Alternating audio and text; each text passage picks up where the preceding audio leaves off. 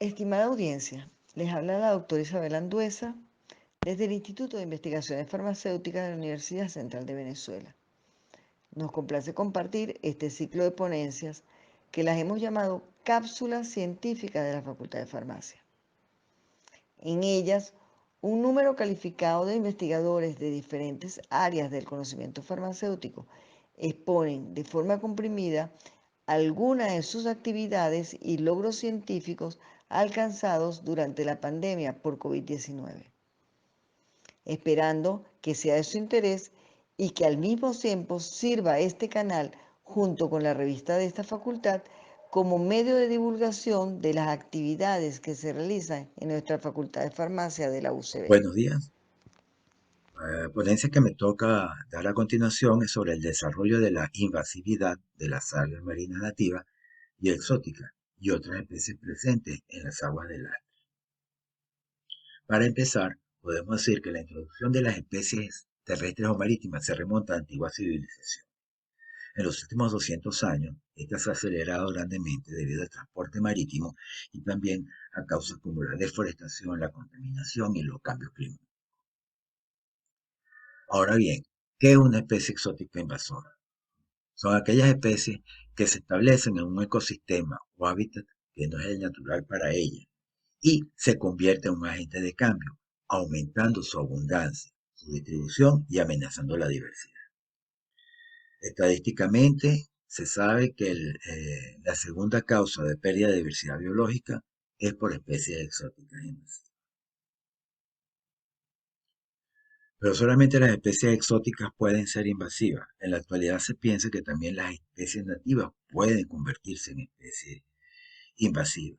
Y es simplemente por el proceso que se llama translocación, que es en un área de distribución en el mismo país. Una especie está en Mochima, es natural de Mochima, y llega a Parque Nacional Morrocoy y logra establecerse en ese ecosistema, ya que consigue los factores necesarios para su crecimiento. Y esta especie podría convertirse en una especie invasora, como podría permanecer latente en ese sitio.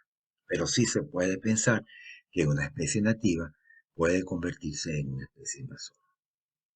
Pero eso se define la presencia de una especie invasiva por tres aspectos fundamentales: la capacidad que tiene de propagarse, la capacidad que tiene de sostenerse por sí misma y la capacidad de provocar cambios significativos en la estructura del ecosistema. Y para ello necesita de varios factores que contribuyen al éxito: la disponibilidad de recursos, la ausencia o escasez de depredadores y las condiciones ambientales adecuadas.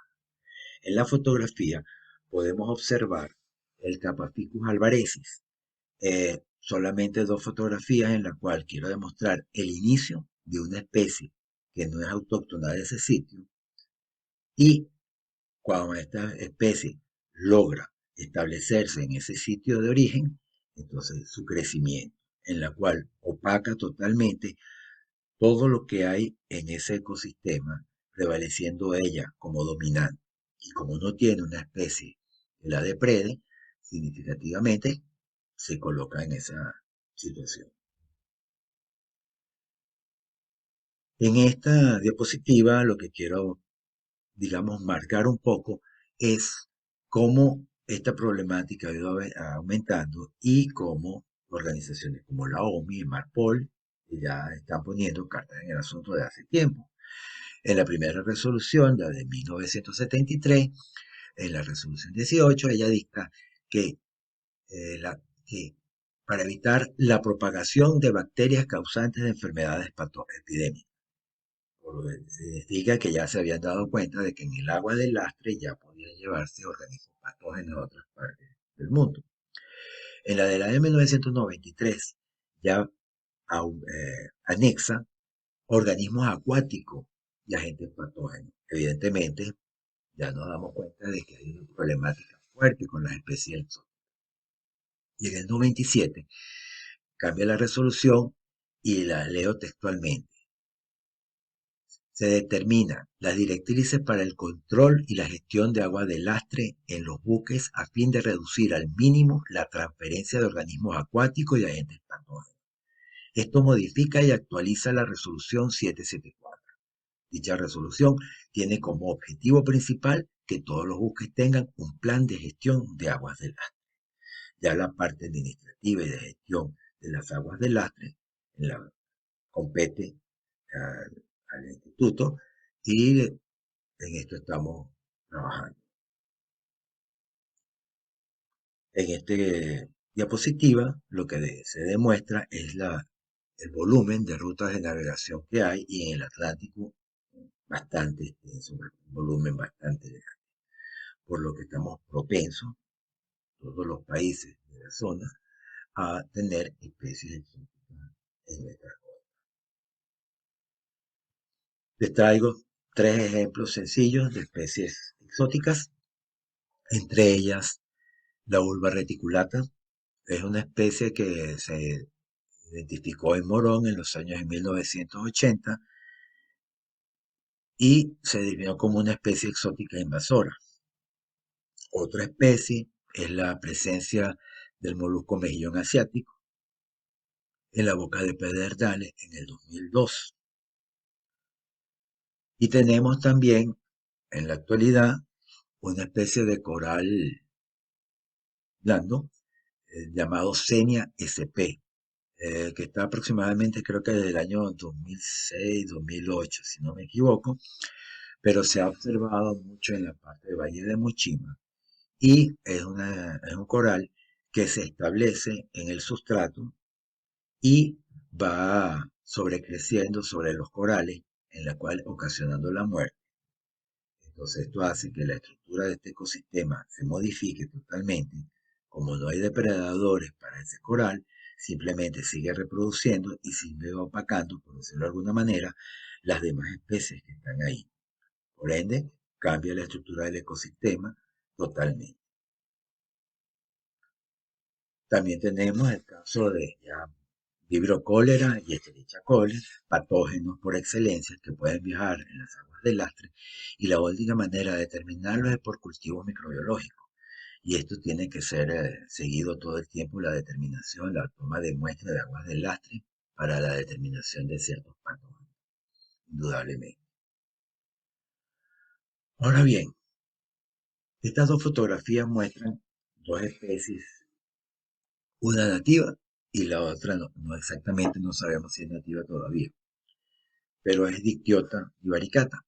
Esta especie está poblando el sustrato. Esto es en Isla de Aves, por ejemplo, pero lo estoy dando como un ejemplo, y en la cual observamos que el sustrato se estaba cubriendo totalmente. Y vemos el coral ahí. No pudimos hacer la secuencia porque para eso se necesita estar monitoreando bastante tiempo y es complicado el transporte para allá. Sin embargo, podemos pensar que es una especie que se ha colocado, se ha quedado ahí en ese sustrato. ¿Es invasiva? No sabe. ¿Es nativa? Sí sabe. El punto es que Isla de Aves es la isla más apartada de nuestras costas y tiene influencia sobre las otras islas del Caribe. El punto es que esto podría ser una especie exótica, por lo que una especie invasiva, por lo que deberíamos definitivamente actuar y observar esto. La segunda es Lobófora variegata, que es una especie que encontramos en las profundidades de Isla de Aves y que está causando Belice y en otras islas de las Antillas, produciendo la mortandad de los corales. Esta fue encontrada en Isla de Aves, una extensión bastante grande de Lobófora variegata en profundidad entre los 30 y los 35. Ahora bien, ¿qué se ha hecho y qué se puede hacer? Se han hecho una serie de monitoreos, 4 monitoreos para ser exactos, en ciertos muelles de Venezuela, en donde han participado diferentes universidades y diferentes instituciones. Este monitoreo es tanto monitoreo en la zona de los muelles, en los pilotes, subacuáticos, y posteriormente las tomas de muestras se llevan a los laboratorios para la identificación, el procesamiento, las tomas de fotografía y posteriormente los estudios que haya que realizar para cada una de estas. Dentro de estos monitoreos participaron diferentes instituciones, quiero mencionarlas porque no es solamente participación del Herbario Valle en este caso, sino participación del Instituto Nacional de Pasos Acuáticos, del Servicio Hidrográfico Nacional, de la Universidad Central de Venezuela, de la Universidad Marítima del Caribe y de la Universidad Simón Bolívar, entre otras instituciones que me pude recordar en este momento. Como dije anteriormente, se realizaron 4 monitoreos. Voy a presentar a continuación solamente 3 en una breve reseña, en la cual uno de los primeros monitoreos fue en la bahía de Amuay del estado Falcón. Y la gráfica que está ahí lo que demuestra es simplemente el número de estaciones que tomamos, que no solamente fueron en los muelles. Consideramos que era necesario estudiarlos alrededor.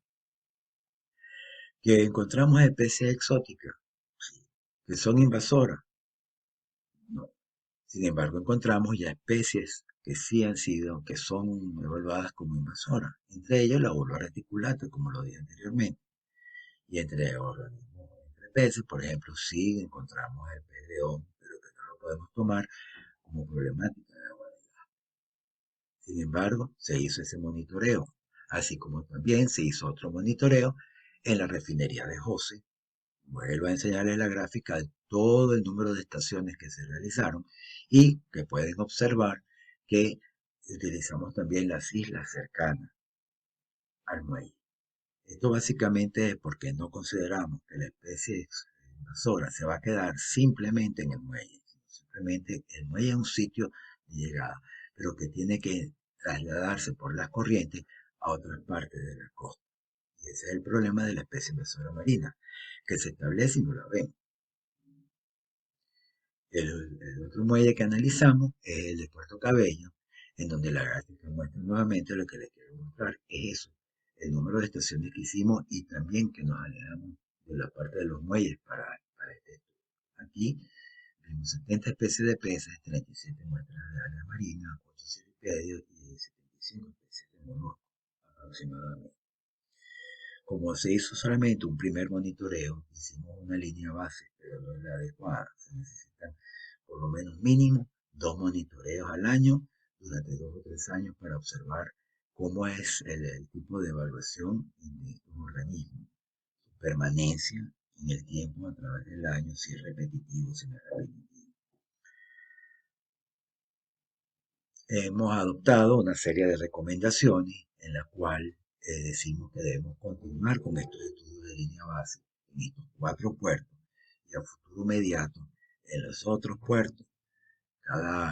Estos estudios deben ser repetitivos 2 veces al año en 2 épocas diferentes para poder tratar de armar una línea base confiable.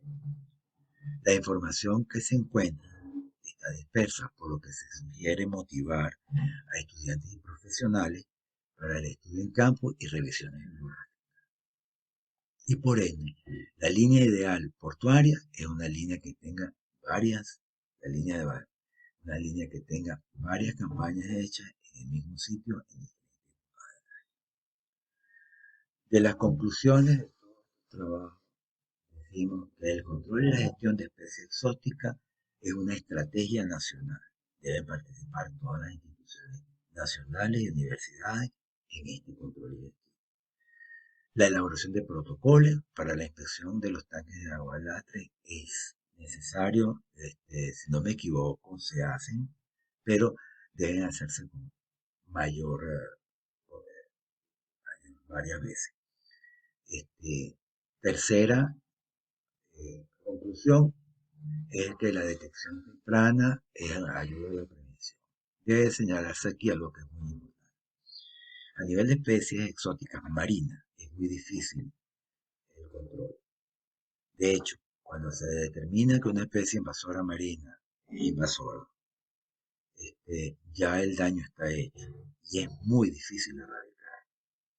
Yo diría que casi imposible. No quiero decir que es imposible, pero yo diría que es casi imposible porque nos damos cuenta cuando se establece.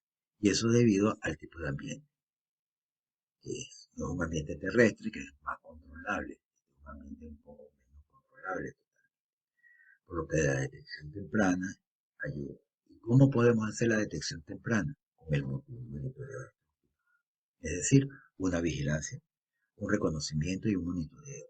un reporte.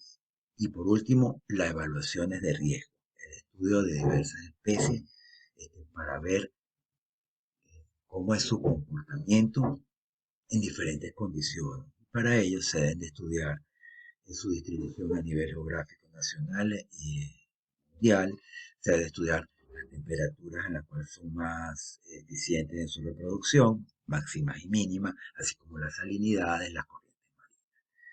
Esa evaluación de riesgo es factible y si se ha empezado a trabajar en el herbario técnicamente, hemos empezado a trabajar en eso, pero en algas marinas que es la especialidad. Bueno, señores, muchas gracias por su atención. Bueno, y les dejo con una fotografía de la tortuga niña.